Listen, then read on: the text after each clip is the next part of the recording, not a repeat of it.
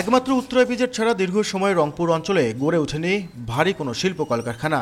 এখনও এই অঞ্চলের শিল্প আটকে আছে কিছু চালকল, পাট ও ক্ষুদ্র শিল্পে। ফলে বিভাগের ৭০% মানুষকে প্রত্যক্ষ ও পরোক্ষভাবে কৃষি অর্থনীতির ওপর নির্ভর করতে হচ্ছে।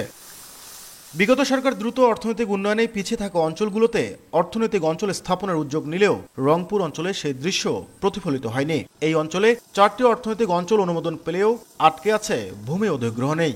অথচ একই সময়ে শুরু হওয়া ঢাকা ও চট্টগ্রামের অর্থনৈতিক অঞ্চলগুলোতে চলছে ব্যাপক কর্মযজ্ঞ। বাংলাদেশের যে অর্থনৈতিক বৈষম্য আছে সেই বৈষম্যের শিকার হয়েছে এই উত্তরাঞ্চলের মানুষ। 250 একর জমির মধ্যে 185 একর জমি খাস জমি, বাকি 65 একর জমি এটি ব্যক্তি মালিকানাধীন জমি। মূল্য নির্ধারণ করা হয়েছে সরকারি নিয়ম অনুযায়ী এবং এই টাকাটি সরকারের কাছ থেকে পাওয়ার জন্য আমি ইতিমধ্যে পত্র প্রেরণ করেছি। ব্যবসায়ী নেতারা বলছেন, সম্ভাবনা থাকার পরও বিগত সরকারের বৈষম্য নীতি প্রতিফলিত হয়েছে এই অঞ্চলে।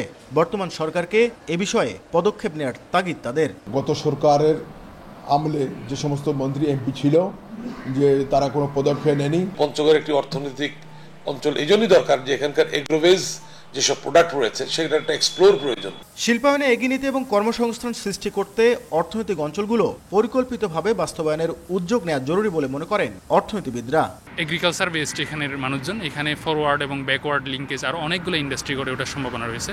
দিনাজপুরে 308 একর জমির মধ্যে অধিগ্রহণ হয়েছে মাত্র 87 একর, পঞ্চগড়ে 250 একরের মধ্যে 187 একর আর নীলফামারীতে 106 একর জমি বেজার কাছে বুঝিয়ে দেওয়া হয়েছে। আর কুড়িগ্রাম বিশেষ অর্থনৈতিক অঞ্চলের জন্য 149 একর জমি বরাদ্দ দেওয়া হলেও দৃশ্যমান কোনো অগ্রগতি হয়নি। নাজমুল ইসলাম নিশাত, সময় সংবাদ, রংপুর।